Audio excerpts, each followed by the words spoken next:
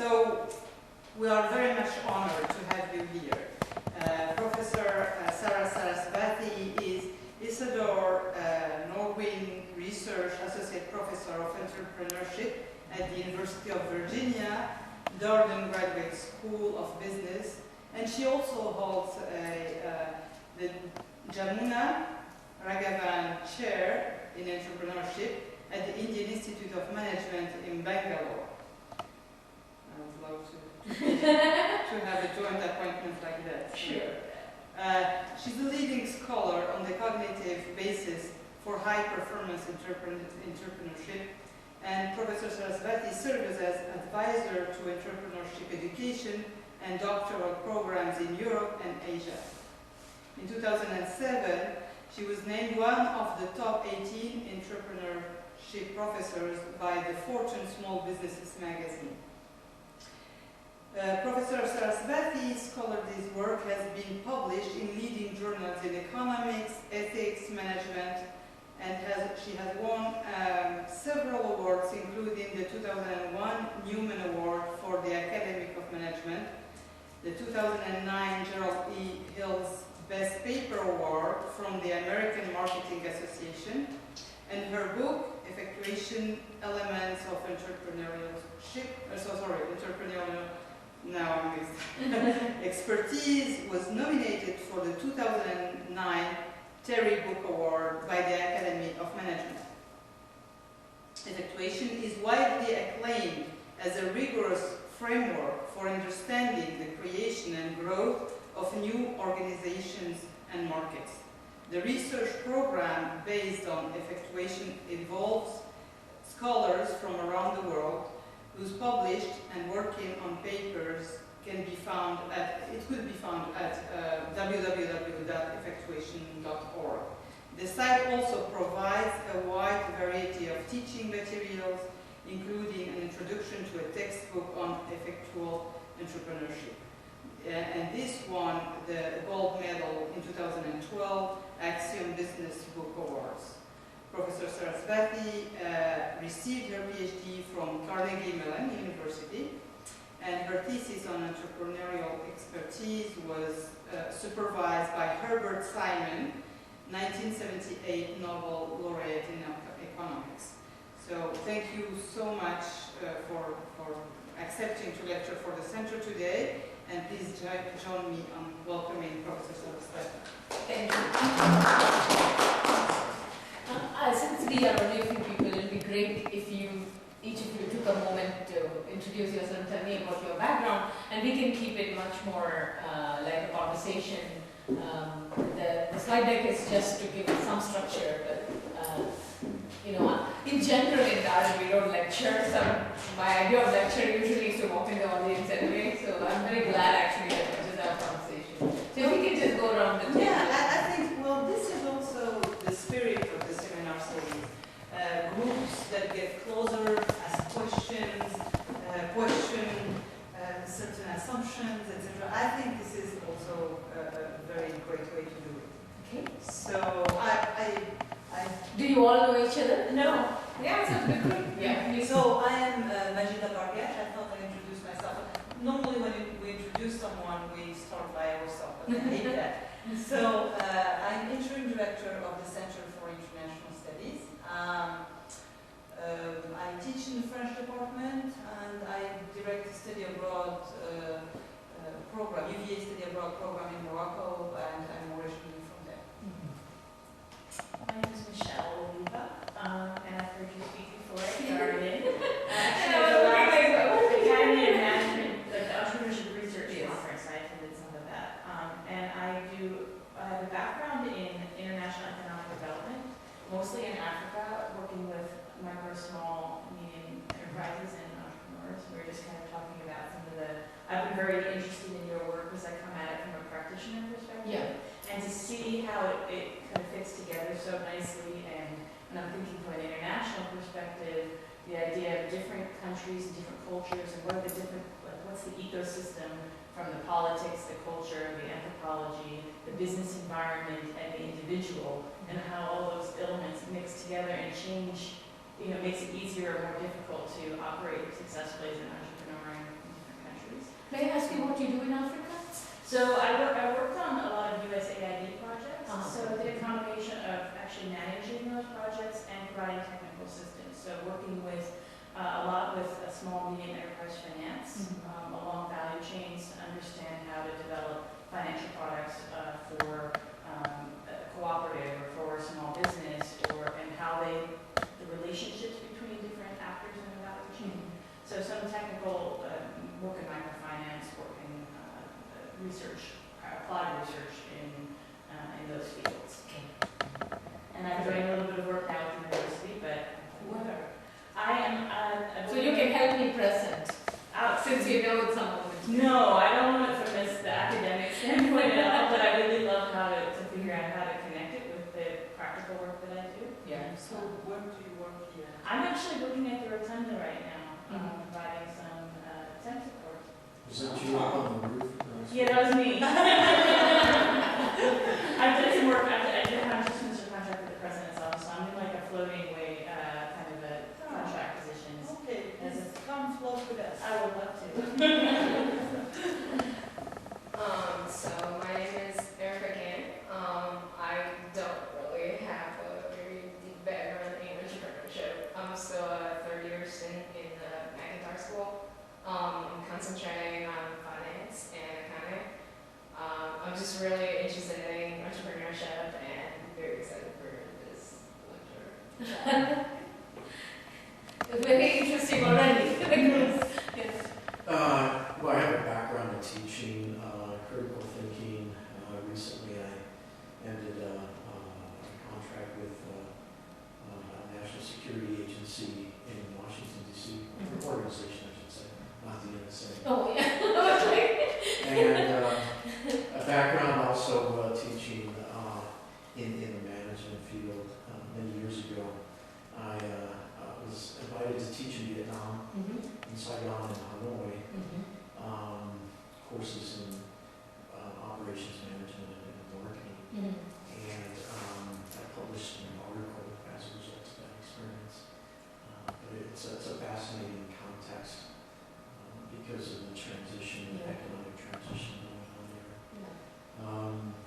It was interesting the last day that I was there, because I was there into that narcissistic nonsense, but the government designated October 14th, 2004 as the Day of the Entrepreneur in the Socialist Republic of Vietnam, and so it was just an interesting time to be there. The French are coming back in to invest education-wise. It's crazy what's going on in entrepreneurship in Asia. Yeah. It's like really, really crazy. I just got back from Indonesia. It's like the whole country is I used to say the whole country is on dope, and people say, no, it's not dope. You should say cocaine. I didn't know the difference. Apparently one's a dollar, the other one's Yeah. It's a natural sort of way of,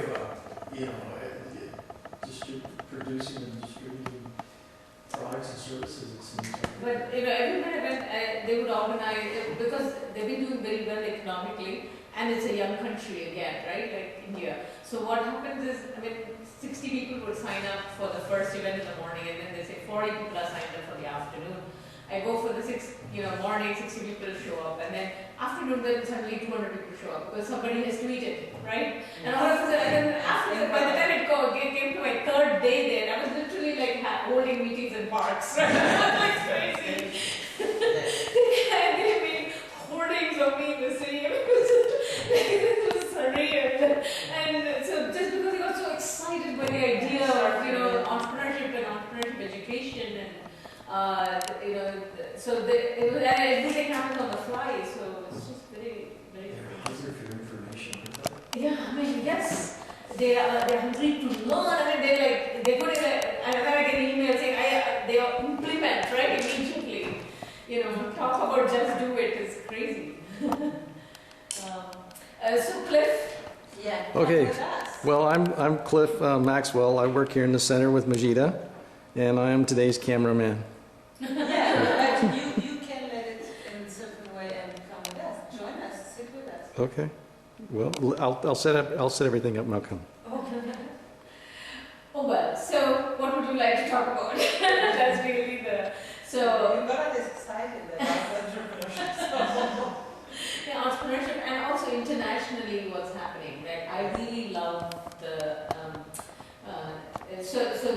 was kind of the topic today, right? So the way, and I can say it in like a couple of sentences and then we can take it from there.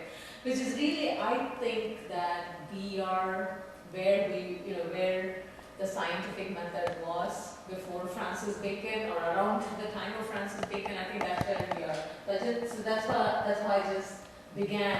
When we think about the scientific method, we think about something that is used to harness the power of nature for us to understand the universe and put it to work for us for the most part, right? But the key was in Bacon, when Bacon wrote Nova Morgana, right? He was basically arguing that there is a method that to understanding the universe, that is, you don't have to depend on divine revelation that comes through some people. You don't have. It's not just the pastime of rich gentlemen who collect butterflies or whatever, right? And it's not only the domain for Isaac Newton. It's like it's something that is learnable and teachable. And also, I mean, it took 200 years, but the thing was, now we teach it to everybody, right? You cannot graduate from high school without having taken courses in science anywhere in the world. If you have an education, you have some background, something about scientific reasoning, and it's applicable widely, right? It's really, we're not teaching science in the way that they're all going to be future scientists. So that's where it is at. So I think with about, we're getting now about 25 years of pretty intense research, and about 15 years before then, work has been going on. We are beginning to map out what I think of as the method to do the same with human beings. So that's why I'm very careful not to harness the power of human beings, but to unleash, to get people to see that they have the power within themselves to change their life, to change their circumstances. So when you take a look at a lot of these companies, I just put a few that people here might know, but so what I'm going to talk about is it's not about technology, right? It's not the fact that we have all these technology companies, so it's not about technological genius. That's why I put Grameen Bank and Ashoka up there along with Google and Freshfield. And then of course you have something completely unnecessary as Starbucks. But they all represent the same idea that I'm not talking about technological genius. And so that there's a myth, just like there were myths before the scientific method, the divine revelation. Some people could read the signs of nature, right? So we have this thing that some people can see the future in some ways. Warren Buffett or whatever, they can predict the future that nobody else can see. Or the opposite of that, they can't predict a damn thing, but they are such heroes, they're willing to take a risk on their view of the future, even though the odds are so low. So those are, and none of those things are what it is. It truly is something learnable, teachable, and widely applicable. And so I think we're looking at the beginning of this, what I think of as the next big social force. And traveling internationally just like really gives you the visceral evidence that is so, because people are beginning to realize you don't have to wait for government, and you don't have to wait for very rich people to employ you, and you don't have to wait for for some kind of genius that you have. All kinds of people, and the household is actually used to be the fundamental unit of economics, and it's coming back, but it's coming back in a much bigger way, with this idea that it is not only about earning a living, it's actually about kind of reshaping your own life and your environment, if not changing the world, right, which is part of it too. So I'm going to, give you a few examples that kind of counter the myths of how people think about entrepreneurship. So before I do that, I kind of chose some examples from around the world, but I wanted to ask you, does this resonate, this idea of the analogy between the scientific method and the entrepreneurial method? Does it raise some issues in you? Something you want to talk about before I give you some examples of how this works? It does for me. I mean, I also see it as, when I read about your research before and learned a little bit about it, it does strongly resonate, but I also see in practice certain personality types who are able to seize and latch onto that in a more easy way when they don't have maybe the teaching aspect. If they haven't gotten that type of guidance, so you see certain personalities and certain types of people who are willing to take that initiative. But then, yes, it falls into place, and it's not to say that it couldn't be learnable or teachable, but that these are the people that are doing it they're learning on their own, and not everybody is comfortable or willing or looking to do that. So in the absence of education, personality loses, right? Because the people who will start, because a lot of people don't think they have it in them. And personality becomes a self-fulfilling prophecy, in a way, right? Because it also engenders a certain kind of entrepreneurship, like the robber barons. And then people either say, I'm not that kind of person, or they say, I don't want to be that kind of person, and they don't want to do it, all those kinds of things. So it's, and remember, even the analogy with science is the same, right? There were some people who would do science just because they were, born that way, or whatever, they thought that way naturally. They thought of the universe as something to be measured, and so that came from nowhere in some ways, right? But the interesting thing is, even after moving, after 200 years of understanding science and understanding that this is something that everybody should have in their toolbox, we still have, not everybody will become a scientist, and not everybody is good at scientific reasoning, all said and done. So that, in that sense, it will always be. But we do not depend only on personality to select scientists. We are able to create a system through which people with personality can come, maybe they can go a little bit farther, but people who don't have the personality can still. So I like the analogy of music, right? I can't give you a voice, I tell my students, but no matter what voice you bring to the table, I should be able to teach you to sing better, right? If you want to sing. And in my class, I don't try to kind of evangelize and make everybody into entrepreneurs. Because then who do we employ as entrepreneurs if everyone becomes an entrepreneur? So that's not my aim, but my aim is to say, that if you want to become an entrepreneur, I can teach you to become a better one. Better, not only in terms of increasing your chances in some way, but also better for the world, right? Better for society, that kind of thing. But if you don't want to, I still think everybody should understand entrepreneurship a little bit, because that is how you will build a more entrepreneurial society. That is why we teach science to everybody, right? Then reason becomes something that people are capable of, and then they make choices, and then on the whole, they're able to build an infrastructure for science and technology, and we get all the benefits of it. So it's not only about building entrepreneurs, just like science is not about building scientists. It's about building science, right? So that's the way I'm approaching this particular issue. Okay? So just to counter this personality idea, that when I say entrepreneur, a lot of people around the world, if you want to think about an international entrepreneur, who would you think about? Who comes to mind when I say entrepreneur to you, even though not everybody is from a different country here? The owner of Virgin Airlines, for instance. Yeah, Richard Branson is just incredibly. People will talk about the personality swashbuckling, right? That's the best way. I did want to say that you mentioned the age of reason sort of along with the scientific method sort of introduced the logical scientific kind of approach to a lot of what we did. Yeah. It seems to me the entrepreneurial era is a resurgence of the cottage industry, but that it requires not just logic, but creativity. Yeah.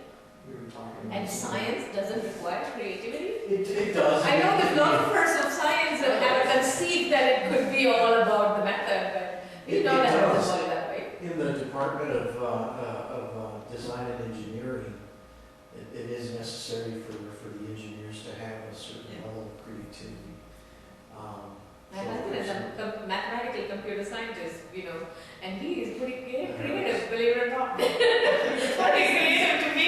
So they're sort of blending together these days, entrepreneurship, innovation, creativity. They're not, it's not like both, you have to have all of those things but they're meshing all together in a way that they haven't before. So what I've seen is it's that combination in many entrepreneurs that they're able to think and feel. Their customers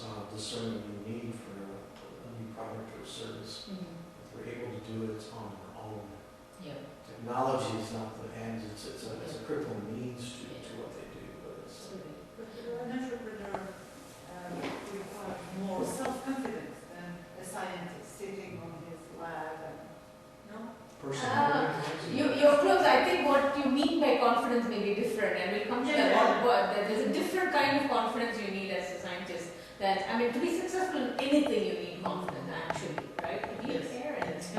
And I think parents who lack self-confidence, they have really difficulties, right? So the confidence issue, I think, is necessary almost in everything we do. But for some reason we see, this is what I'm trying to say, a lot of the personality traits that people talk about for entrepreneurs, a lot of them are required for accountants too, right, to be successful. It is just that we think we have a body of knowledge about accounting, we have a body of knowledge about science, and so we believe it's teachable, and we don't have that about entrepreneurship. And that's the enterprise, the academic enterprise of entrepreneurship research has been about building that body of knowledge. So which is what I'm going to talk to you a little bit. But just going to Richard Branson for a minute, right? I'm so glad you mentioned it, because no matter where you go, if you say, think about it, the quintessential entrepreneur of this era seems to be Richard Branson, you know. They will, if you say, what is the entrepreneurial company, people will immediately say Google, right? Yeah. But if you say, name an entrepreneur, they will say Richard Branson. So I'm going to persuade you that actually the quintessential entrepreneur is actually this woman, right? She's the richest woman in the world. She created this, she's a Chinese entrepreneur, you know who she is? Do you know the story? Miss Zhang. Yeah? Zhang. Qian? Yeah, I say Qian, but I'm probably mispronouncing. I don't really know her like personal story, but I know her company is basically the biggest paper production company in China. Absolutely. And the story is fascinating, but also the other reason I like to put her up there is because, you know, the quintessential entrepreneur today, internationally and in the future, and she's actually richer than Richard Branson, is not a white guy, right? it's a non-white woman from somewhere. Now, she's a spectacular example, but if you think about the fastest growing demographic of entrepreneurs in the world, it is women. Right? When you consider micro entrepreneurship, for example, the 8 million new entrepreneurs in Bangladesh, you know, who are all borrowers and co-owners of Grameen Bank. So that is really the face of the entrepreneur. Interestingly enough, that's actually the face of the entrepreneur in the US. When you look at the fastest growing demographic of entrepreneurs in the US, they are minority women, and a lot of Hispanic women in particular. So that's one reason. But the story itself is interesting. And interestingly enough, there is a parallel between Richard Branson and I mean, especially the story of Virgin Atlantic and Nine Dragons paper. So let me tell you the story, because I think the stories tell you a lot more than all the theoretical frameworks that I have over there. So Mrs. Chen basically worked in an import-export company, and she started noticing that China was importing more and more paper every year, and she was like very curious about like what are they importing paper for? Can you guess what they're importing paper for? What they must have been importing paper for like 15, 20 years ago? Money. What do they need paper? Oh, to print money? I know people always say toilet paper. In most emerging economies, we do not use toilet paper, so that's not a big thing to manage that. Everybody has a shot. Do you want to take a shot? What is it for? Maybe just normal printing paper? Is that? For making cartons in which you pack all the crap that China exports everywhere, mostly to the US. For packaging. I mean, that was the huge, they had so much packaging. They did not have enough paper, but they could also not produce fast enough, right? So she was beginning to see that, and paper cartons were very expensive as well. So it seemed like a no-brainer to go into that business, except she didn't know where she could get any paper for cheap, right? And she's working in import-export, and so she knows about the import industry. But then she happens to come across a newspaper article which says that the US throws away enough paper to like feed Africa for the 25 years. Every year it throws away enough paper to feed Africa for 25 years or something, some such thing she actually reads, and then she says, it clicks. So now if you were her and you know these two facts, right, how would you go about building this business? Sounds brilliant, right? China is importing a lot of paper, US throwing away a lot of paper. If we can get the paper from the US and give it to the Chinese, there ought to be a business there, right? It seems like a no-brainer business. Now, the way we've been teaching entrepreneurs and talking about it is all about, you come up with this brilliant idea, now you do all the math, right? You think about the costing, the logistics, and how big the market is, and then you'll go raise some money, and then you build, some kind of import-export business in paper, and or some kind of recycling plant. Especially if you're going to use it, thrown away paper, so you're not importing ready paper, you're going to import waste paper, and then you have to turn that into garments, right? So there's some kind of manufacturing would be required as well. So that's the way people would think about building a business normally. Here's what she did. She and her husband had enough money to buy airline tickets to the US, and they had a little bit more money saved up, like, I don't know, the total equivalent of like $5,000 or something like that. They get on a plane and they come to the US, and like a lot of my friends from India, this is probably true of the Chinese as well, they have lots of relatives, you just knock on their door and you have a 6-month visa to the US and you expect to stay 6 months, right? No hotel expenses or anything like that. So they show up with some relatives and they ask to be taken. They don't want to see the Golden Gate Bridge, they want to go to the nearest dump to see if they can get waste paper. And then of course they have this beautiful surprise that happens, that there are people who are willing to pay for them to cart away the waste paper. So they don't have to buy, so they actually, now they can save their money, they don't have to buy it. And they ship it back, they collect a container load of paper, and they ship it back to China. Can you guess how? How can you ship it back to China for $0?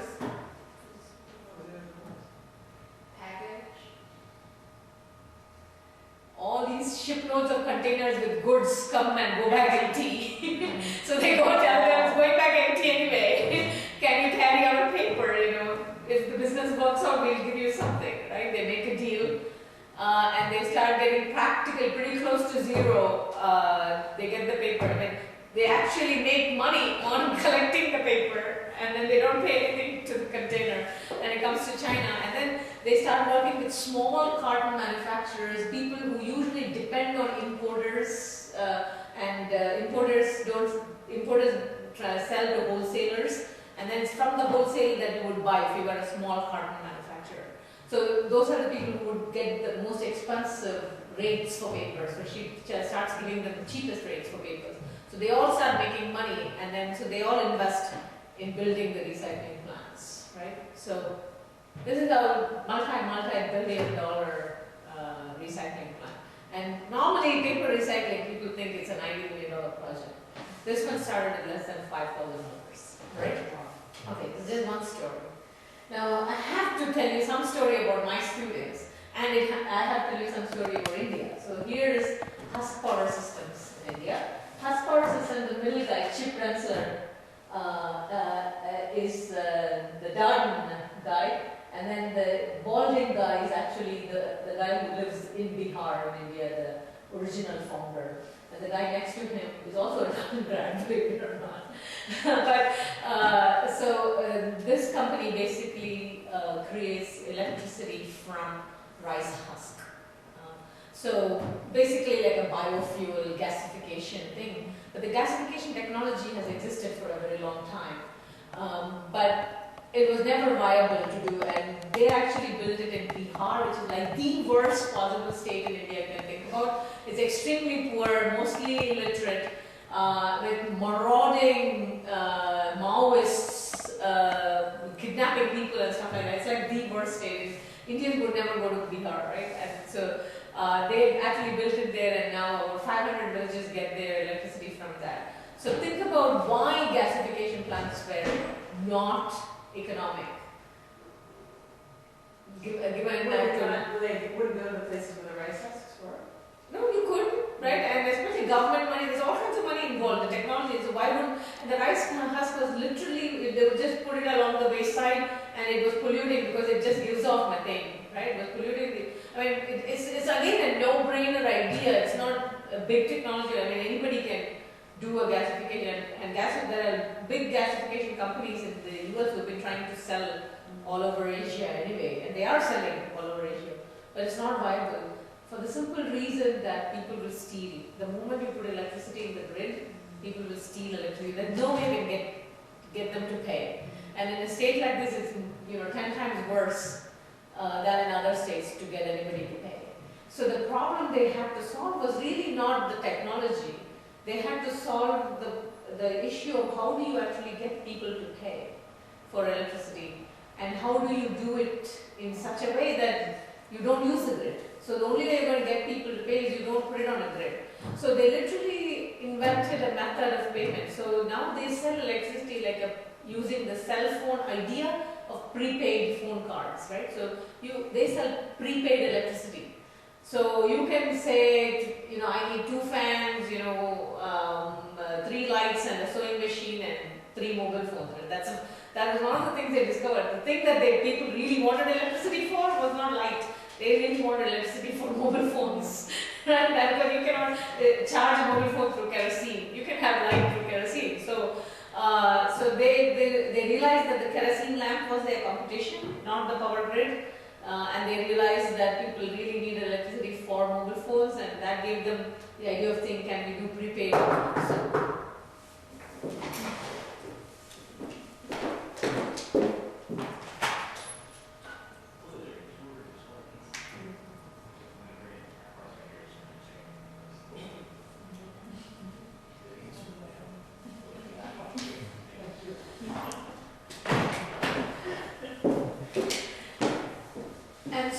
So they literally, so what they do is they go into a village, and in actual fact they're almost like a training company. So they go into a village and they teach the villagers to use use diesel engines and things like that to put together a power plant that will just serve 20 houses, right?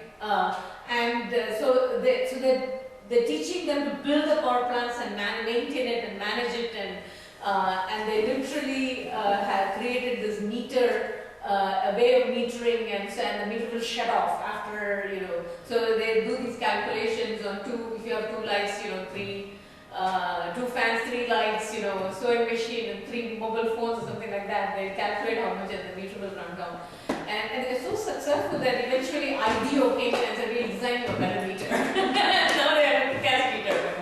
But they go village to village and they use MBA students from the management schools. They come in, they work 6 months and they train people to organize and manage and stuff like that. So it's kind of a weird, it's a for-profit company with non-profit affiliations, and it's just a weird, and volunteers coming in. It's just a weird system, but it works. And in fact, it's so successful that now the telecom companies are actually pursuing, because wherever they go, telecom can sell mobile phones and they can sell service, right? So the telecom companies want to buy them. So right now they have a big controversy because the guy in India doesn't want to sell it, and all the other guys want to sell because so Shell has given them money. Their problem has been too many people are trying to give them cash which they do not need, and they want to really build this grassroots. So, but you can think about, some of the ideas are very much the same. And if you hear the last story, this is Bryce Simons in Ghana, and he built this company. It's a company, but it's also a non-profit called Pedigree, and that is a very, very simple solution for drug counterfeiting. Big pharma, for years and years has been spending millions of dollars trying to fight counterfeit drugs. It's a big problem. It kills people. What he did was he came up with a simple way, and one of the biggest challenges in drug counterfeiting is educating people that there is such a thing as counterfeit drugs, and you have to, and then there is no way to check, how will they know whether it's counterfeit or it's a big issue. What he did was, we have the scratch lotto. So he used that technology. So every vial basically has this thing, and when you buy any medicine, it's spreading through several countries in Africa now. You just scratch that, and it gives you a number, and you input that number into your mobile phone to the central SMS number, and you just send the message, and it will confirm whether it's actually real or not. Because the databases of the pharmaceutical companies are managed in a central location, and they know because of the mobile phone they can even locate where the message is coming from. It's a very, very simple solution that's actually solving the problem. So is this client the big pharma companies then? Are they paying something? Yeah, of course, because Big Pharma has millions of dollars involved in it, they're paying. Actually, people are willing to pay more for the drugs than they know for the. So there is a. I mean, everybody is willing to be part of this and willing to pay. Again, it's a kind of embarrassment of riches is what this organization is in many ways, right? So the issue is now, of course, when you build something like this in countries where corruption is very large, then in a way the government becomes your enemy sometimes, right? So because they want to start a competing company but here because he already made partnerships with the big pharma and part of it is completely non-profit. So that's one of the reasons you find a lot of social entrepreneurship in a lot of these countries, not just that people are used to doing things in cooperative fashions and stuff like that, but it's also, the one way to deal with the current government is not to really actually make money, right? Even though that thing is very profitable. So it's very interesting. So talking about cultural, regulatory, and socio-economic, environmental, there are lots of issues in each one of these stories, but there are also these common principles, and these are the exact same principles that I found in my original research, where I actually looked at extraordinarily successful entrepreneurs who have built, very large companies. And so if you want me to, I can quickly go over that, or you can just derive the principles from the stories. What would you like?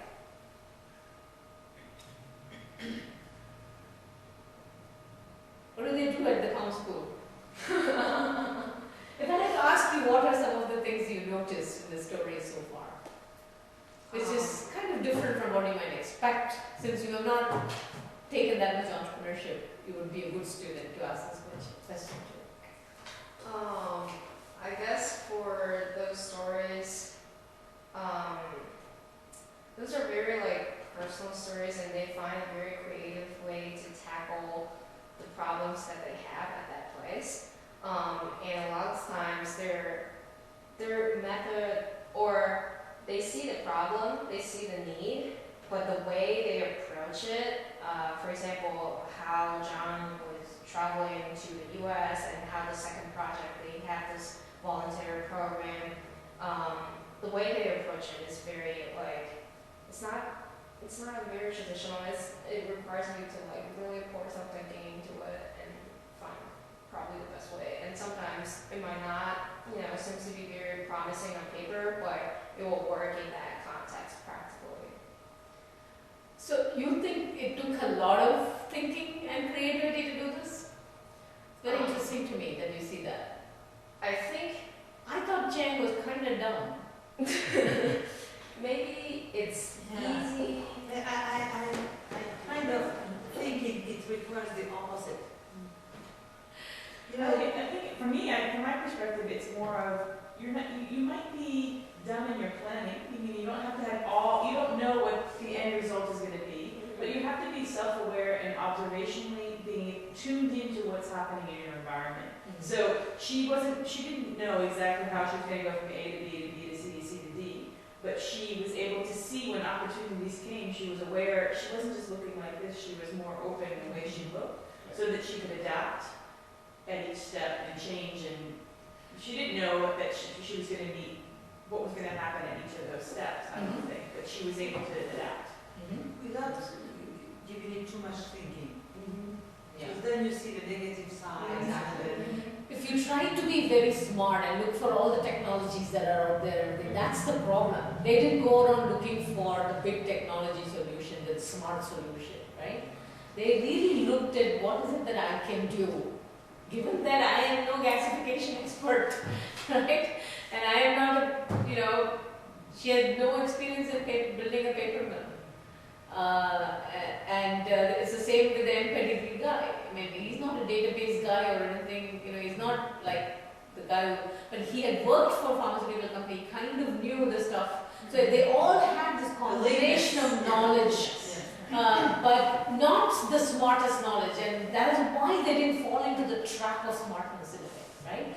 But you are absolutely right. There is something deeply personal about these stories, and there's a certain amount of personal creativity, which you mentioned earlier, that does show up. So even though I said she's kind of dumb, I said that tongue in cheek, right? What I wanted to say is our temptation when you're very, highly educated, or you have all these stories, the Richard Branson type stories of entrepreneurship, or the Google type story, you think the solution has to be like big technology of some kind, and you're trying to solve the entire problem all at once, right?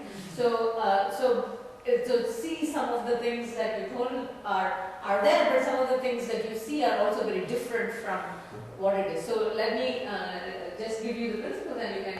So a very brief introduction to my research, and you probably have heard this. So It's always nice to hear you. So in my research, what I did was I literally I wanted to understand if you have been an entrepreneur for 15 years or longer. You've formed companies and you've been through every possible experience that entrepreneurship can give you, including successes and failures. So multiple ventures, including successes and failures, and at least one company public. So you're an expert entrepreneur. If you are, what is it that you have learned that I can learn and teach to everybody? That was kind of my research question. And I also made sure that every industry was represented. There are only 245 people who fit these criteria. I wrote to all of them, 45 of them accepted to participate in the study. And every industry that you can imagine is represented in the sample. And what I did with them was I created a 17-page problem set of 10 typical decisions that happen in it.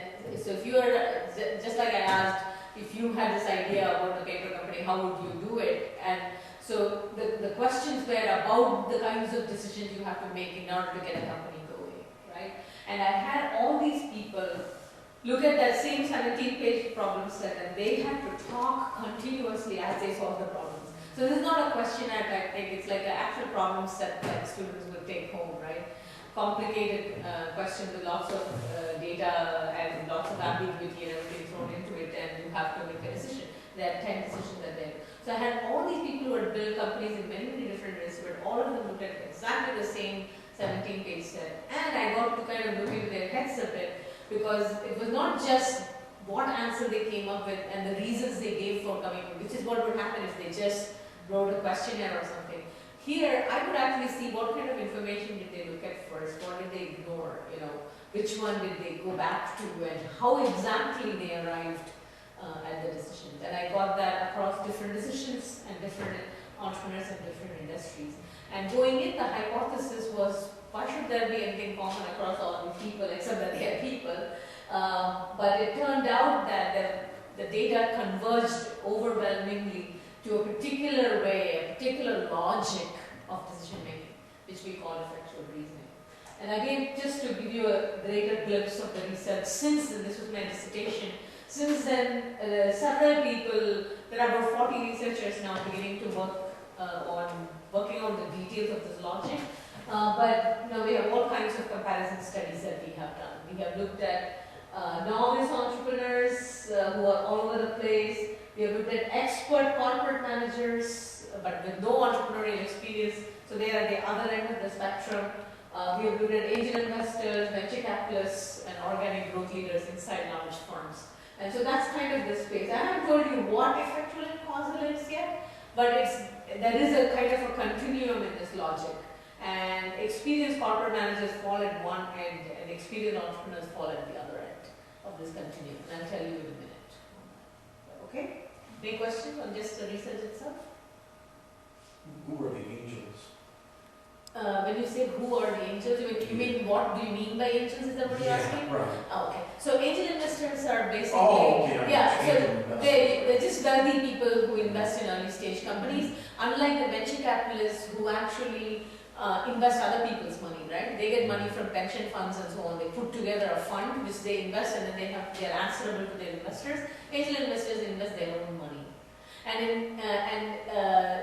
in the US, predominantly, and now more and more in other countries as well, a lot of the angel investors are ex-entrepreneurs or entrepreneurs who have cash out. And so the proximity with the expert entrepreneurs is intentional there, because they don't seem to be down with the corporate manager, it seems to be more of a No, it's not intentional. This is all data, right? This is, each one of these is a study. Sometimes there are multiple studies. And the findings are that angel investors think very much like experienced entrepreneurs. You would expect that because they are experienced entrepreneurs, right? Whereas corporate managers don't think like expert entrepreneurs at all. Venture capitalists are really interesting. The more experienced the venture capitalist, the more like an expert entrepreneur they think. The less experienced, but most venture capitalists are not very experienced. They have 5 years, 10 years. They don't have that much experience. So one of the answers could be that they, even if they don't have experience, they have more confidence in expert entrepreneurs to get the job done, I guess. Is that what they're saying? Not quite. Because, they think that, but remember, it's a very interesting point you raised there. If this graph is correct, then you would think you should be investing in expert entrepreneurs. But remember, we are not talking about successful entrepreneurs, right? We are talking about the way you become an expert entrepreneur is you outlive failure, and so you know how to manage success and failure. It's not, we didn't sample only on success.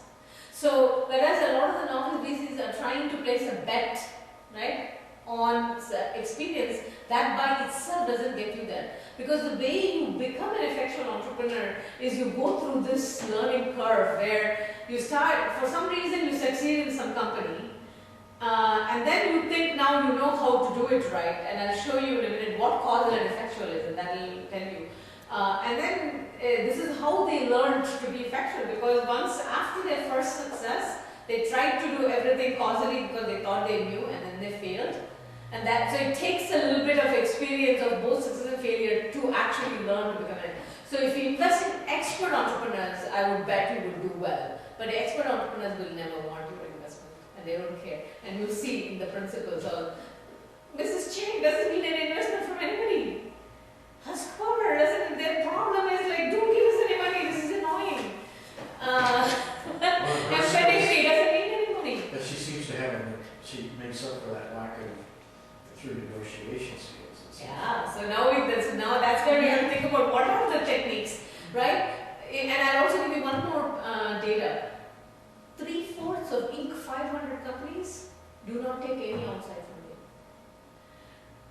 2/3 of IPOs, right? These are the companies who would expect that they're best companies, they go public, companies that go public have no venture backing, no outside investors.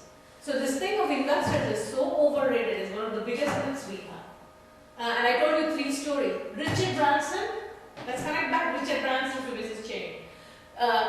Richard Branson, when he started Virgin Atlantic, he didn't write a business plan. He didn't go raise a bunch of money for planes. You know what he did? He called up Boeing and he said, I have a great idea for an airline. The airline industry sucks. If you have a used 747 parked somewhere, can I use it for 12 months to try out my airline's idea? He made a deal with Boeing. He didn't put his own money. Wow. And I can just give you these stories. I can stay here all night and tell you stories.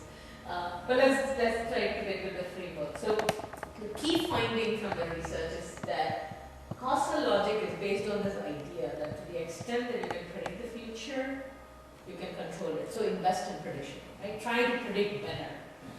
Try to be more accurate. Try to be faster in getting the information.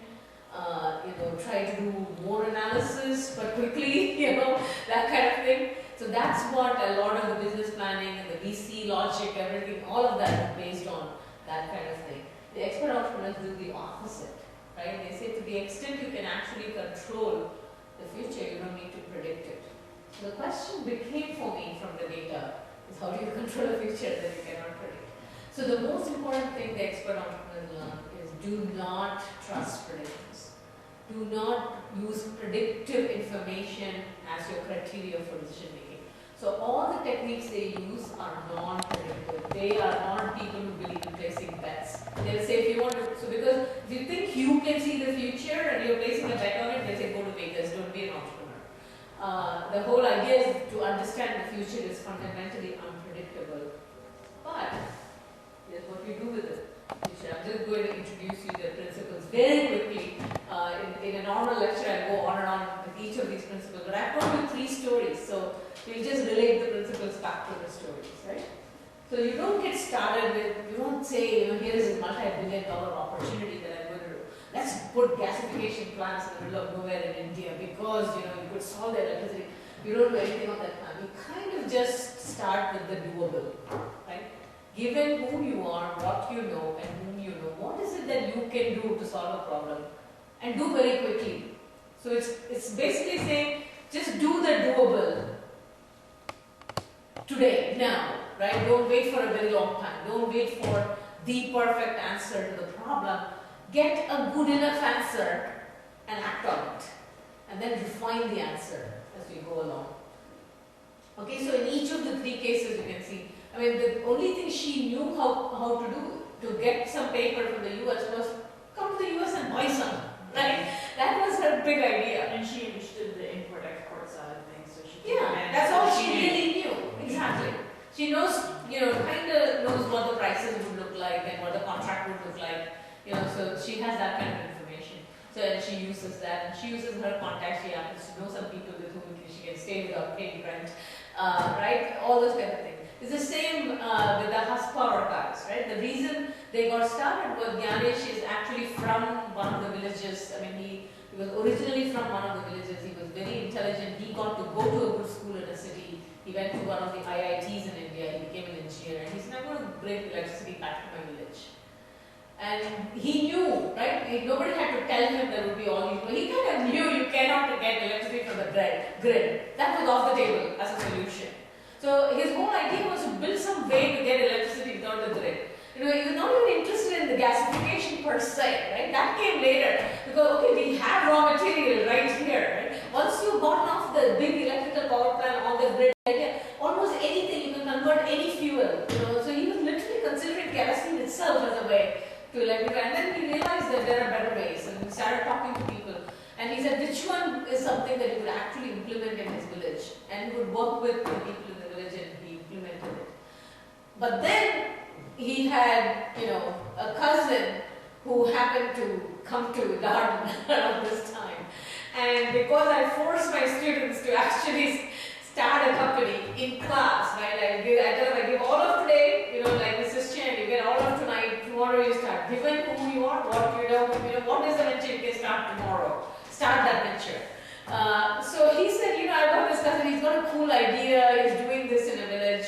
And then Chip said, oh my God, that's the coolest idea in the world, let's go raise some money. And then I told him, no, you're not going to write business plans and do the normal thing. But then they convinced me, Chip is very cunning. He basically said, no, we'll write a business plan, not to actually sell it to me. We'll write a business plan and we'll go win contests, right? And that will give us enough money because we don't need millions of dollars to do this. And so they raised $100,000 just winning business plan contests because it seemed such a cool idea.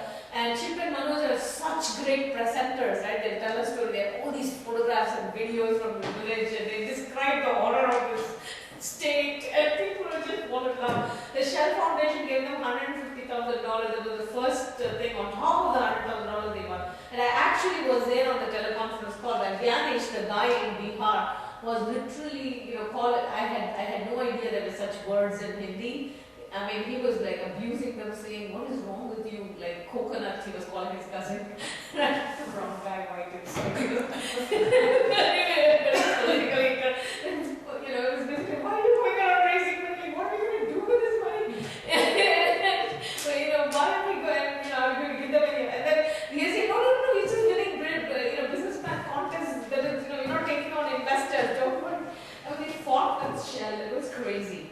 But the thing is, what I'm trying to say is they're literally trying to do the doable, but they are also really leveraging who they are, what they know, and they get good at that, right? So that's one other thing. But in deciding what to do sometimes, right? Sometimes creative people have 20 ideas. So I have students with that problem. Come up with an idea and go, oh, I got 20, what do I do? So this principle is very useful. In finance, we teach people, try to project cash flows into the future, and then the risk-adjusted net present value is what you invest in, right? So here the entrepreneurs say, first of all, it's a waste of time. by the time you're done that, somebody's already built the thing. Especially software entrepreneurs will tell you that.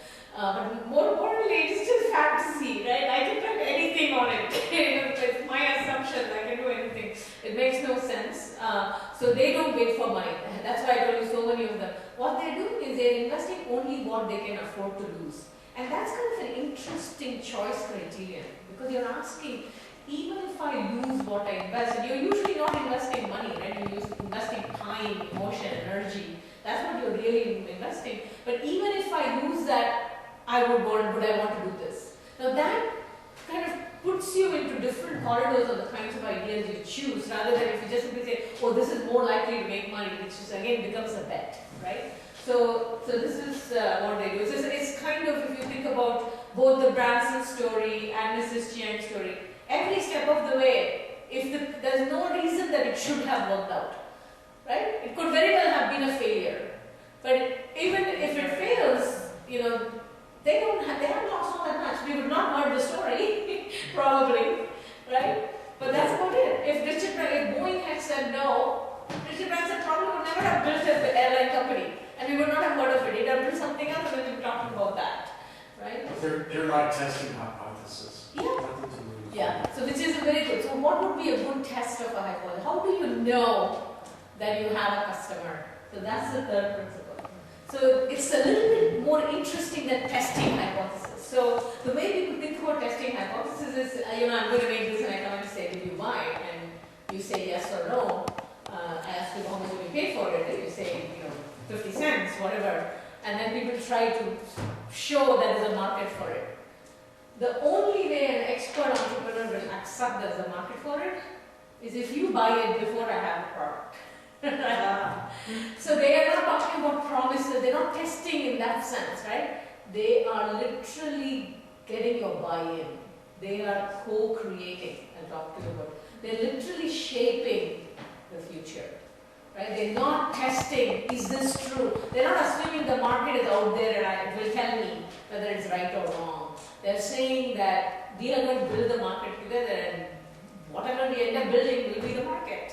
So right? they're creating ownership in a sense? Yeah. Buy-in? Absolutely, buy-in. So they will literally say, what would it take for you to buy this before I have the product, right? Before I have even the prototype. So they say, and I have actual quotes from the entrepreneur talking, but I don't believe in market research. I hate market research. I would just go sell it before I even have the prototype. That's the only way. And I can give you examples of how they actually, like Richard Branson, right? He literally, it's not selling only to customer. He's selling to potential partners.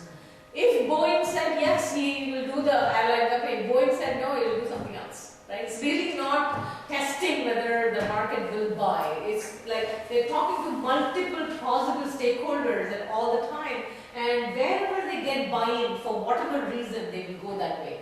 And that's why they end up building something nobody imagined, including themselves. So of course, in this process, you get very, very good at dealing with surprises, both negative and positive. And then, as I said, they don't think about finding a market and then getting market leadership. So I always say this as they don't have the hunter-gatherer view of markets. They have an agricultural view of it. So this is definitely the next step in economics, hopefully, which is really you think about markets as something where you sow, you care for it, you grow it, you till it, you reap, sometimes you destroy it. Markets are something to be made, right? Not So it seems like they're doing marketing and market research simultaneously. correct. Like One of the entrepreneurs said it very well. Sales is the best form of market research. Right. They're discovering the benefits and features that the market wants. Yeah, you can see just dynamically as well, and you'll see very quickly, right? Start with who I am, what I know, whom I know. Think about what can I do for affordable loss. And what was the first thing you do? You start interacting with people. And when you interact with people, what are you trying to do? You're trying to get them to commit something, right? So will you buy it? Will you invest in it? Will you build the product for me for free? Will you design my logo? Will you take care of my intellectual property issues? Every one of those things, they're trying to get people to do something for nothing. And why would good people want to do anything for close to nothing or at least less than normal price. So the quintessential example I like to give is, if you want a CTO, you want to hire the best technology person and you want them to take at least a 50% pay cut. And you want the best technology person who has 20 other job offers, not the one who's on the job market, right? And the question is, how do you get them on board? And there are only two reasons people will get on board. Can you guess what those two reasons are?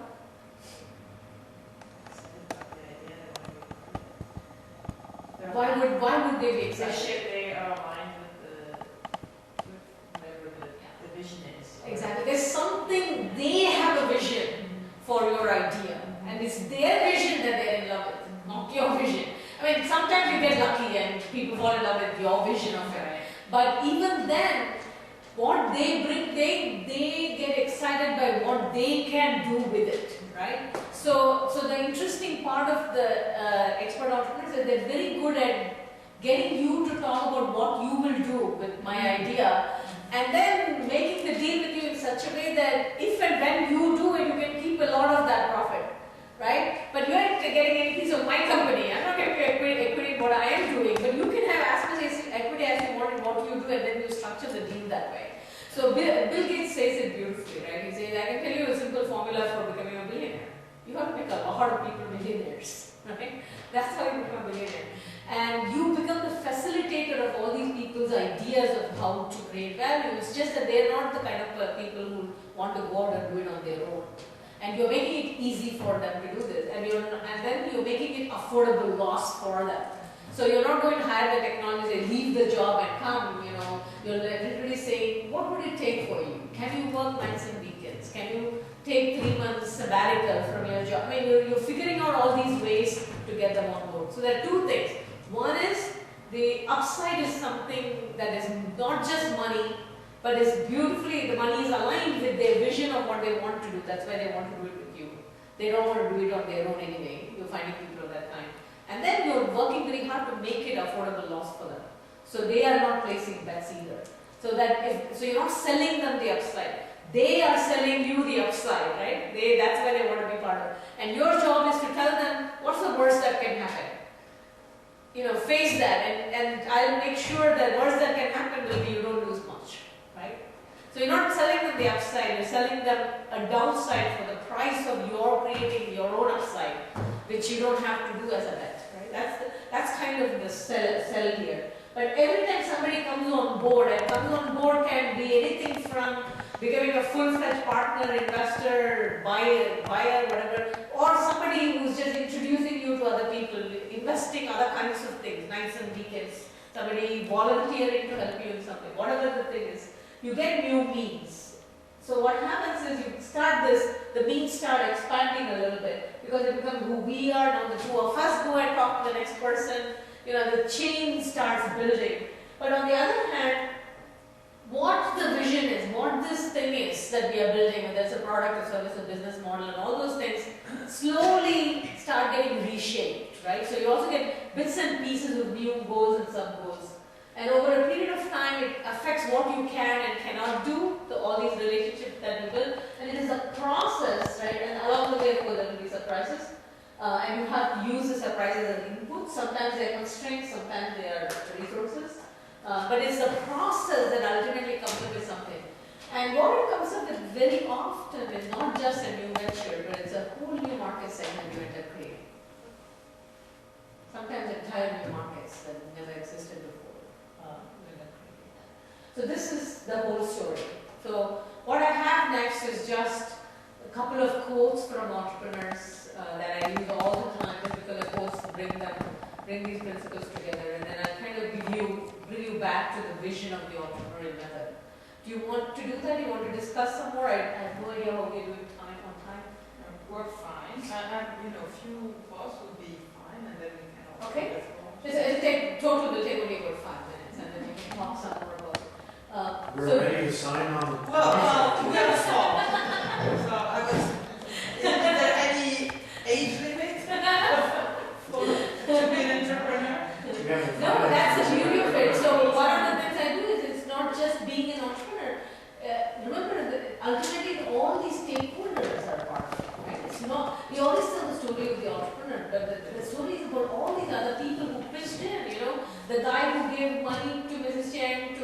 up the trash, the container guy who signed the deal and took it back for free, the little paper carton manufacturers who came together and said, okay, we put in a little money to make the recycling plant. I mean, we never tell their stories. Yeah. And my idea in teaching entrepreneurship to everybody is for people to know that you can participate in entrepreneurship without being the entrepreneur for affordable laws. What we really want are great ventures, right? So this personality cult we want to get away from, I think. I mean, it's nice to have every once in a while a good story, but the story is really telling you the story of one person and all these other people are kind of invisible. And I want to educate all the people in that cycle, not only the entrepreneur, right? That's the same story about, we talk about Einstein and, Feynman and people like that, but none of them are like 60 lakh, I mean, take the case of Kepler, right? Everybody talks about Kepler, nobody talks about Tycho Brahe. He spent years collecting the star charts, which he then left to Kepler in his will, so that Kepler could actually have the data to test the theory. But most people know the Kepler story, they don't know Tycho Brahe. But the reason we teach science to everybody is because all the infrastructure that goes with to build science, including the taxpayer who helps build labs, right? Or the students who pay for tuition that help build labs or whatever. Everybody has to value it, then you can create. So that's part of the story here. So and you can hear this in the entrepreneur's own words. Now we don't have, so that back to the key finding, right? To the extent we can predict the future, we can control it.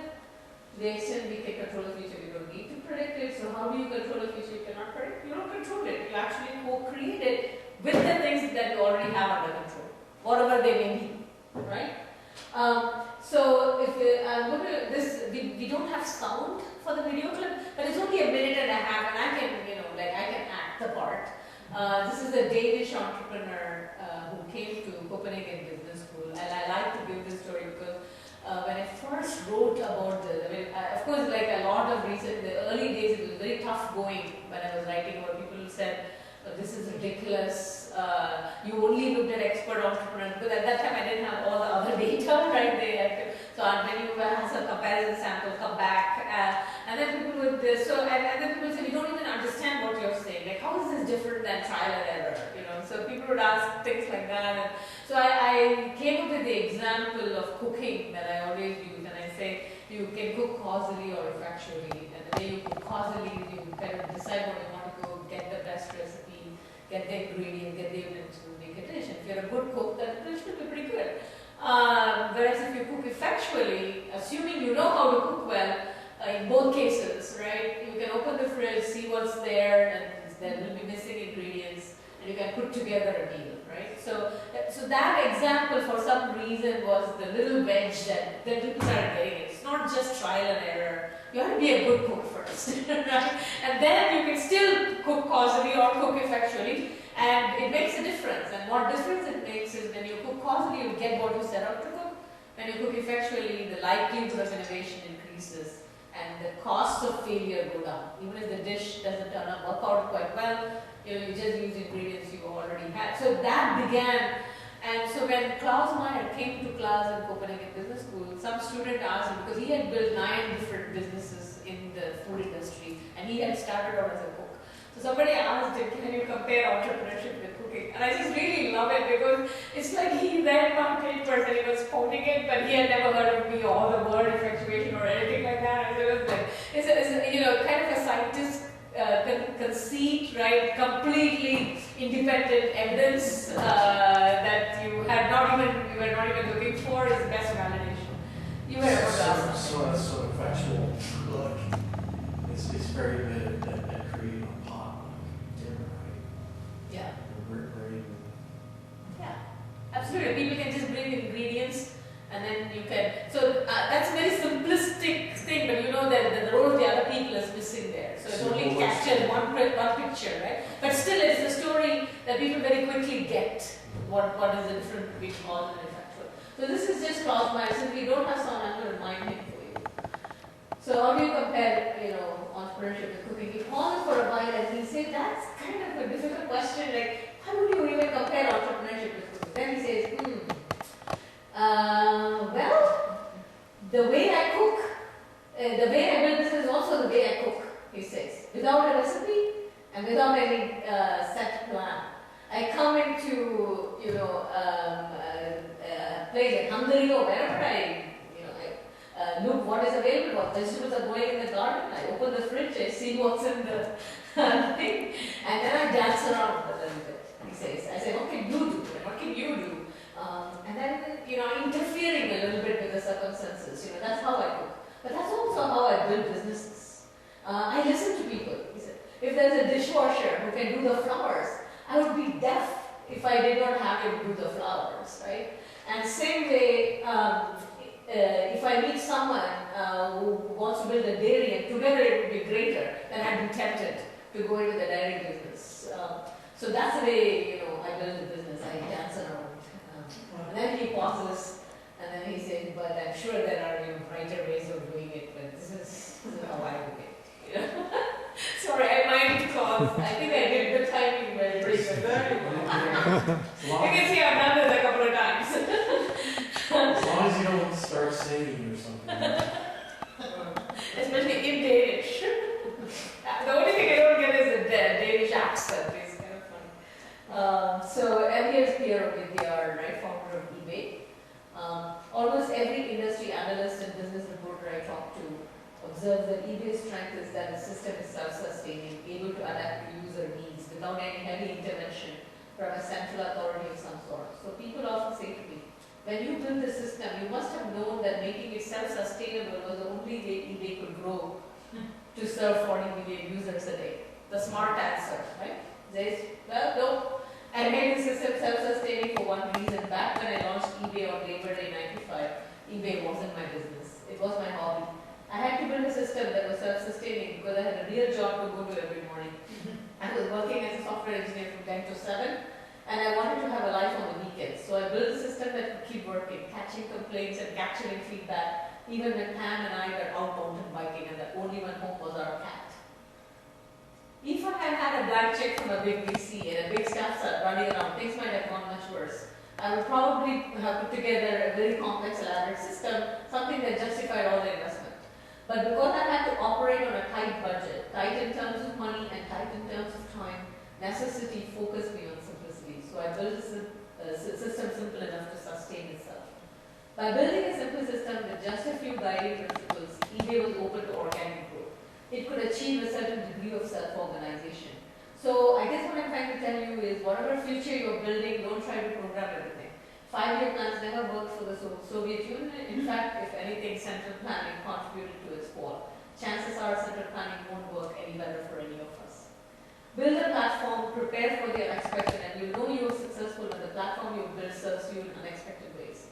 That's certainly true of the lessons I've learned in the process of building eBay, because in the deepest sense, eBay wasn't a hobby and it wasn't a business. It was and is a community, an organic, evolving, self-organizing web of individual relationships formed around shared interests. So here's a picture I like to think of, right? The traditional view is to think about this is like a jigsaw puzzle, right? There's a missing piece in the market, there's a gap in the market, and let's figure out a way to solve the problem and we'll find the best possible solution and then do it right? I think it's much more like a zari quilt from India where women come with leftover patches in their baskets and they'll get together.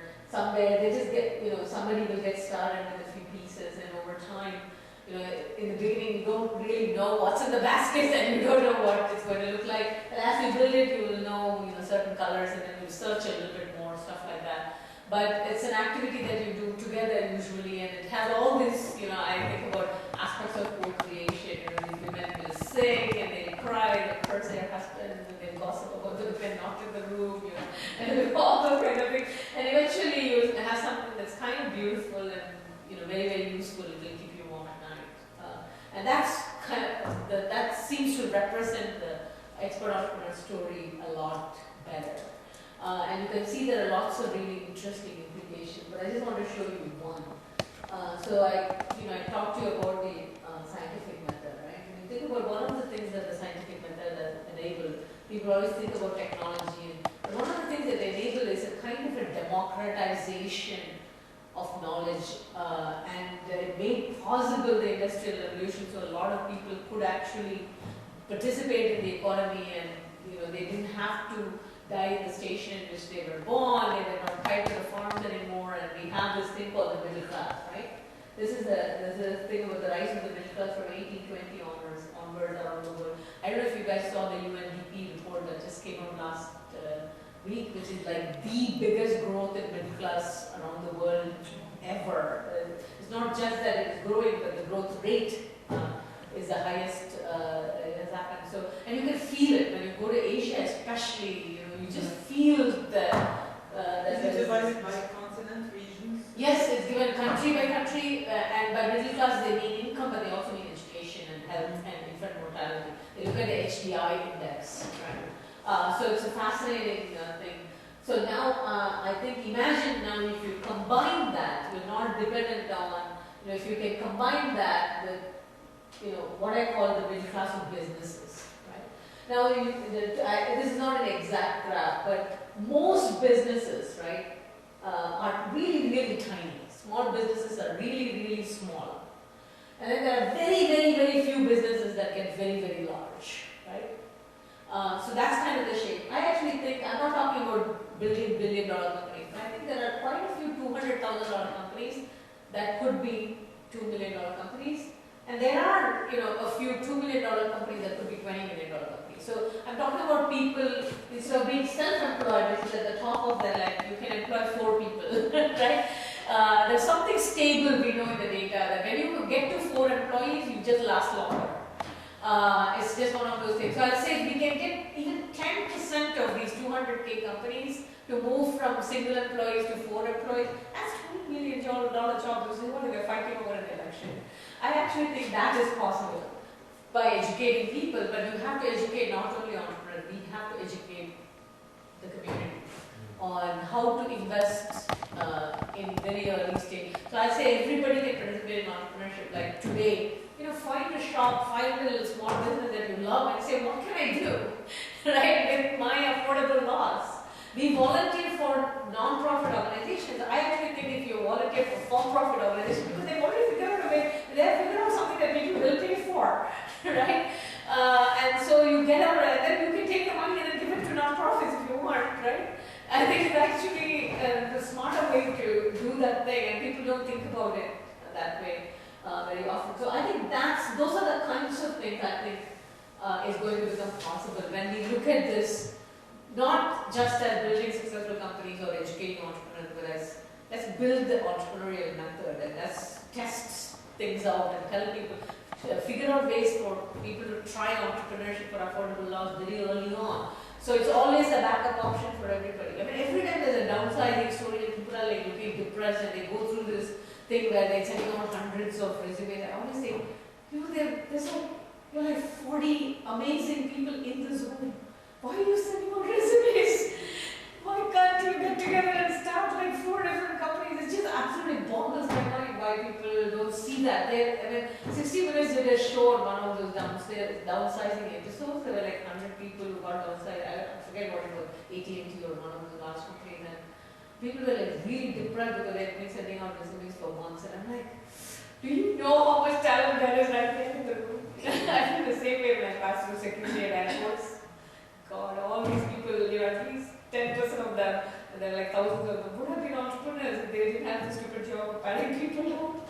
We take people who are capable of creating jobs and doing, and then we give them these weird jobs where they're just wasting their life and being depressed because their job sucks or they don't have a job at all. So that's my dream. I was going to ask you, Francis Fukuyama wrote a book about trust. Yeah. In various cultures around the world, and why, for instance, in Italy, the companies really never grew large. Oh, that's not a trust, that's a simple taxation issue. Yeah. If you have more than 9 employees in Italy, you get into a whole other tax bracket and a health insurance problem and liability issues. No sane Italian entrepreneur will ever go beyond 9 employees. I don't think it's a cultural issue. Right. Well, his hypothesis or thesis was that trust is one of the important elements in establishing the co-creation Yes. model. Yeah, most people just hate co-creation. Yeah, I mean, how do you trust someone that you don't know? Yeah. Some cultures are offended by signing contracts and so on and so forth. Yeah. And so trust, I mean, whether it's true or not in certain places, is, how do you build trust between seeming strangers that have parts of that process, that value chain that's necessary? So one of the things is you don't have to build trust with strangers here, right? I mean, you work with people you know. I mean, that's how people build trust. So some of the biggest businesses, again, Italian businesses in the big banking business before the modern age, I mean, a lot of them were family businesses. So they worked with, and around the world, the biggest businesses are family businesses for that reason of trust. But now, in the modern age, we have created more institutions of trust. There is more trust possible today than ever before. Education, for example. Right? People go to school together, they get to know each other. When people have very, very interesting hobbies, they get to know each other. So we have more institutions today for us to interact with strangers where the trust is built in through the institution than ever before in human history. So that's what you leverage. Again, this thing is not to change, it's not, I'm not talking about quantum leaps. I'm saying 10% more will make a huge difference, right? And that's what we are really shooting for here. And so I think it is, a lot of the time, it's really not the trust issue. The trust issue is a proxy for things like, and it goes both ways, this is a funny thing, and since a growing demographic is women business owners, I've been working with women business owners through Amex, and I'm learning some of the things. They're less worried about whether I trust you or not. I don't trust myself to take you on as a responsibility. So if you become a co-creator, a partner, I somehow feel like I feel a lot more pressure that if I didn't do well or something, I sent out some products and they came back defective or something like that. Now I'm sharing the shame with you, right? I mean, so it's more complicated than trust as well, I think, right? Because people have all these kinds of things. So the cooperation aspect is fascinating. It's the most difficult thing, and we know very little about how some people are able to make it work and other people are not. There are cultural aspects to it, there are personality, like psychological aspect to it, and there are regulatory aspects to it. For example, in the US, you can, like I said, you can go to anybody and offer them equity or not even offer them equity, deferred payment. You can get people to pitch into your business. In Denmark, it's illegal to go to somebody who writes your business plan and tell them, I'm not going to pay you. You can take, equity in my company or stock options or just defer your payment. So there are regulatory issues that come in the way of co-creation in a very interesting way as well. There are all kinds of things. There's special rules for pregnant women in some places. All kinds of idiotic things. Mostly again because people haven't thought of this, right? People aren't thinking about entrepreneurship as the way you think about science, that you have to build an infrastructure for it. People are, so the trust issue is very important. All I'm trying to say is much more complicated, even more complicated than what you're pointing out in terms of trust. But the hopeful side is, from a historic perspective, I think we are in more places in the world are building more institutions of trust than ever before. And they don't look like, they're not all banks and contract law, right? They truly are ways for people to get together and do stuff. And technology is facilitating that a lot. Crowdfunding, for example, right? Look at the amount of money people are investing through Kiva, through Kickstarter. Like random people are funding things. Because the amount is affordable loss for each person, but it all adds up.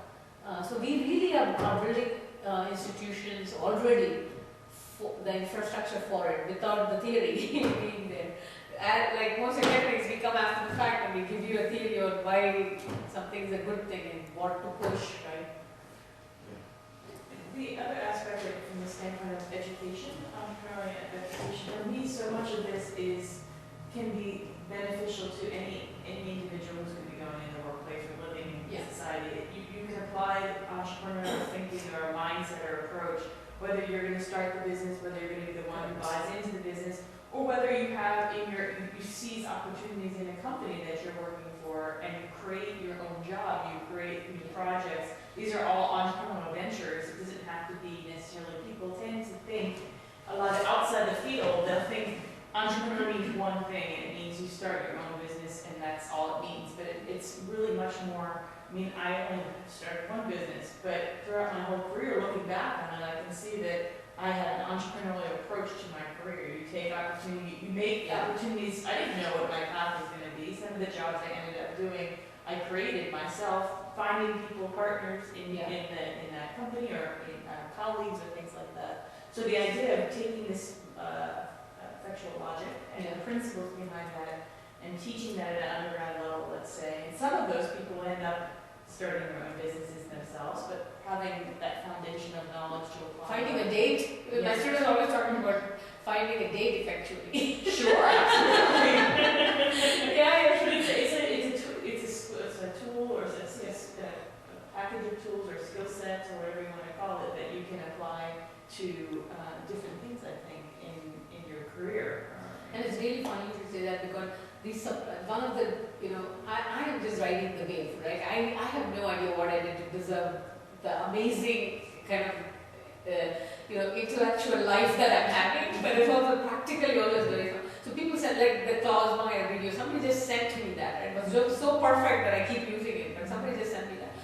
So two instances of complete, areas that I would never have thought of where this would be applied. One is that there is a network of teachers in Denmark and it's growing, and what they do is effectual teaching. They're not teaching effectuation, but they're teaching effectually. So they've figured out this methodology of teaching, and there's everybody from history to architecture and sociology, different. It's an educators network, and they have created these principles of teaching effectually. The other thing that happened to me in the fall last year was somebody literally showed up in my office. They said, I wanted to talk to you because I have something exciting I have to share with you. And then, Dharma is open door. So usually when people, if it is at all physically possible, I always try to figure out a way to say yes to everything. So he said he will come to Sarasvathy and meet me in person. I thought, if you're going to take the trouble to come, there has to be something. So I said, okay, fine. And he set up a time to come, and he says, do you know that there is a movement in the peacemaking community of creating effectual peace techniques? What? Apparently, somebody read this stuff and they actually they were looking for entrepreneurial way to solve problems of these local strife. And then they came upon this and they started applying the principles, and so they literally want to write a white paper with me on that. This is like a gift that but absolutely nothing. Apparently they pioneered it in Sri Lanka. It did not work out very well, but then the Nepalese came to them and said that we like the methodology you used it. So it became successful in Nepal, and so now they are beginning to use it in different parts of Africa. So they're also testing, they're measuring, they're doing all kinds of things, they're doing research on it. But they literally take the 5 principles and apply it to the peace negotiation strategy. It's very smart. Most of the time conflicts are businesses. Yeah, exactly. Why not apply it? Yeah. So there's amazing things are happening. That's why we created that effectuation.org precisely so people could have a way to do whatever they wanted with the idea. And I'm very fortunate to be at Garden, and so we just kind of upkeeping the platform. It's a two-way website, so that's all we are doing. So it's just crazy what's happening with this. Yeah. So that's why I'm more and more convinced that it's truly the method, the entrepreneurial method idea is the key here. It's not just effectuation. I think truly this is the way of doing things. I think it is the next big social force, and we should approach it that way. Really, it's not just about building a successful company. Yeah, that's why social entrepreneurship is really just part of the same. It's just part of the same package, and it's just a different. They're solving problems that are different than the traditional. It truly is just a plain problem solving without trying to predict the future. So it's truly the yin and yang of the scientific method, right? Scientific method is about making everything more predictable, right? The better, lot of the most important use of the method is to be able to predict, to figure out what is predictable about the universe. And this is the other side of the thing. So you say take all the stuff that is not predictable and then still make decisions that are kind of value creating, right? For human purposes. It's not about finding about the universe, it's about our using what we know to make a better world in a way. What you described as the co-creating process in the field of my field of learning, critical thinking, is what's called constructivism. Yeah, absolutely. The idea of constructing new realities, new answers, new possibilities. It isn't necessarily that we have to get everything from authority or what exists already. The strong poet. Yeah, you and I can create a new solution. Which is a society, which relates to societal trends and changes of individual empowerment and commercialization of technology, where you can create things yourself. Where in the past, when only a few people had knowledge, then that they controlled that. But now everything is much more flat. People have access in all places in the world to information, and so. Although I have to, the academic in me has to point out the numbers. Less than 5% of humanity sees the inside of the university. That's true. And most of them are in the developed world, so there's a disproportionate thing there, so it's much less likely. It's compared to 100 or 200 years ago, over time it's changing so much. And that's again the hopeful part of it. It doesn't take much to really create so much change, right? When given that so few people actually are able to get the kind of education where the scientific method actually means something or something like that. And even like secondary education is really not that much, and then we get this much benefit, right? So when you think about how little it takes to actually create this much positive change. So I completely agree with you. It's so much better than at the time of Francis Bacon. It's a long way to go still. And there was nobody. It requires a certain level, though, of empowerment or base survival. That's actually true, but I mean, this mindset, to think start thinking as an entrepreneur, you have to feel empowered, I think, a little bit to do it, or you do it a little bit, in the case of very micro entrepreneurs in Africa, for example, it's a survival mechanism. But I think a lot of people are, in certain countries, I was talking about South Africa compared to West Africa, and I think they were stunted because of the political situation.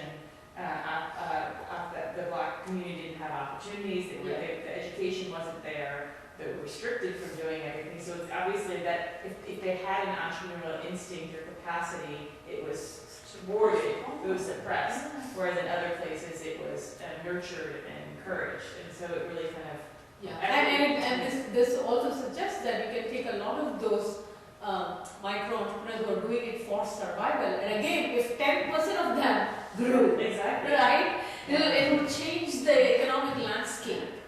That's really and you see it when you're in the field. Yeah. You see, in that group of 10 or 15 women, you see one or two. They're all amazing. Yeah. You see one or two that if you could just give them a few more tools, and they could take off, and they would be employing 10, 20 people or 30 people. So it is really. It's Unisys cell phone ladies, Every day there is one woman who's capable of doing that cell phone business, at least. And that creates a lot of jobs. And then they get also, it's like it feeds off of each other. They see that success, and then other people want to do the same thing. So it sort of grows up. It's a web. And that is William James, right? It becomes a live option. So William James said it very beautifully, right? We think even when we have freedom, right? And the fact is we choose from a very limited set of choices.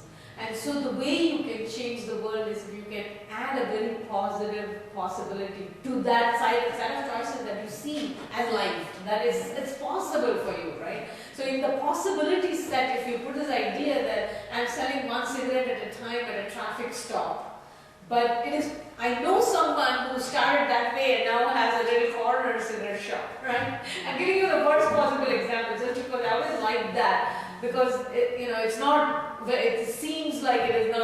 Why are you smoking cigarettes? All this kind of. But the thing is, even in that case, right? Just knowing that makes a big difference. Just the fact that you know someone who did it, that becomes a possibility for you. That's In a way that it never is if you That's ever the seen it. American dream, is that there's so many, everybody thinks they're going to be a millionaire or billionaire, and most 98-99% won't. Yeah. But just having that opportunity Yeah. gives you the motivation or the Yeah. possibility to achieve it. But this is the country where dream is possible. Mhm. In other countries, I think sometimes about myself, working on one idea, and then when I go back and cross the Atlantic, the same idea looks much more difficult to Yeah. realize. Correct. So there is also a general ambience that hold you back sometimes. But I have to tell you, it's more difficult across the Atlantic than it is actually across the Pacific. Yeah. And the reason is actually what I call the side effects of success in Europe, right? One of the Africa. yeah. Yeah. So, but I think actually it's getting a lot more interesting in Africa than in Europe. For the simple reason that when you don't have much, right? So what happens with success? The side effect of success is there is this one of the dreams becomes that you can actually have a society where no risk ever need to be taken, right? There's an anti-risk, and that is what is so that's something, so that's a separate fight. Every time I go to Europe, that's the fight I have. I'm not the entrepreneurial method where I actually say, it's one thing to say you should not take needless risk, but then that word needless becomes like this monster that takes over the society. You don't want to protect, you want to protect what you Yeah, have. so I actually say you have to get out of the needless. You want to get, and you want to say, we shouldn't be taking harmful risks, which actually cause harm to people, right? But there is no such thing as, needed risk. All risk is actually needed. I tell that. You have to go the other way. You have to say, every time you pass in regulation, you have to think, what risk am I killing? What risk taking am I killing? And you want to back off of that. The pregnancy thing is because of that, right? They're trying to give women the opportunity to have children, but then as a result of that, they literally have taken away their opportunity to be entrepreneurs, because they have these rules that you don't get health care, there are all these other things that go away if you're not employed. I mean, if you are employed and you're pregnant, which makes no sense. If you're running your own company, you're counted as being employed. And so you lose the benefits, and so they have to close down the business, or they have to change it into somebody else. It's all kind of really strange. So we have to think, we have to figure out a way to make risk more an essential part of being human in a successful society. So that problem is a little bit more difficult to solve, because people are not going to willingly say, let's actually take away some benefits. They're not going to do it ever. So it's something I talk about in Asia, because I tell them, at least now we have the example of Europe. Let's see how we can build economic prosperity without going that route of imagining that perfect safety is possible. Right? Yes, perfect safety and control. Yeah. So when population has been controlled since a long time, they don't have, the risk is, I think, everything is contagious. And, the fear is contagious. And, sometimes you see that from parents with children, that sometimes in societies, people are just afraid of stepping out of their comfort But zone. at the margin, right, human nature, fear will trump possibility, right? There's always, from an evolutionary perspective, there are a few people who will always be risk takers, but predominantly the trait we are selected for is when in doubt, we choose safety over possibility any day, right? And that is why institutionally we have to work against it. So we cannot solve it individually. You cannot suddenly force people to take a risk of their children's future or something like that. So that's why they build safety nets, right? So the good example I like to give is the idea of the limited liability corporation. The idea of the limited liability corporation is so that the corporation can die without you having to worry about the risks you have taken. right? So it's to allow human beings to take the risks that will allow you to be innovative and create value. Without you losing everything, that doesn't work out, right? But we have turned that into this system of safety, so that now we will sacrifice human beings in order to preserve this thing that we invented in the first place, so that it could die, right? And so, like, that's ridiculous. So with large corporations, they don't take exit seriously enough. Every once in a while, I think a large corporation will say, okay, it's time, let's close the corporate and give the money back to shareholders, they know what to do with it. It's not that everybody works like crazy to keep that alive, and then meanwhile people suffer. It makes no sense. It becomes an anti-risk thing inside the corporation instead of it being a way for people to take risk. Right? Well, thank you so much. It was informative, intriguing, encouraging. We can be entrepreneurs by helping the others. So I think it was very, very inspiring. Thank you so much.